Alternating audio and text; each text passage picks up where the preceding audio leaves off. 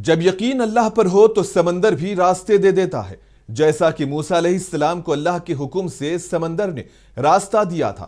اور آج ایک بار پھر جب ایسے واقعات پیش آتے ہیں تو اس سے ایمان کو تازگی ملتی ہے۔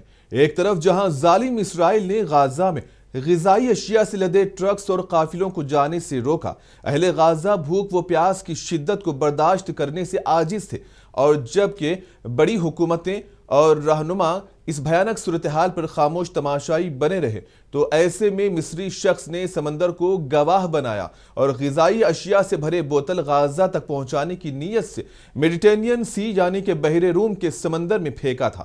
بوتل پر لکھا تھا کہ اے ہمارے بھائیو، ہمیں معاف کر دو، میں صرف اتنا کر سکتا ہوں۔ اور اب غزہ سے ویڈیوز سامنے آنے لگی ہیں کہ مصری اور لیبیائی باشندوں کی یہ کوشش کامیاب ہوئی اور غزہ کے لوگوں تک یہ بوتلیں پہنچنے لگی ہیں، جس کے بعد غزہ کے لوگوں نے شکریہ ادا کیا۔ اہل غزہ کے چہرے اس امداد کے بعد ایک نئی امید سے کھل اٹھے ہیں اور مزید امداد کے منتظر ہیں۔ ما تتجاهلني، استنى هذا الفيديو للنهاية وشاركوا لأكبر عدد ممكن.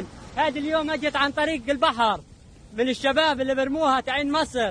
شكرا لكم وبارك الله فيكم، وهذه فيها رسالة الحين هنشاهد ايش موجود في الرسالة. شكرا لكم شباب مصر. فتحنا القنية وهذه نشوف ايش مكتوب في الرسالة.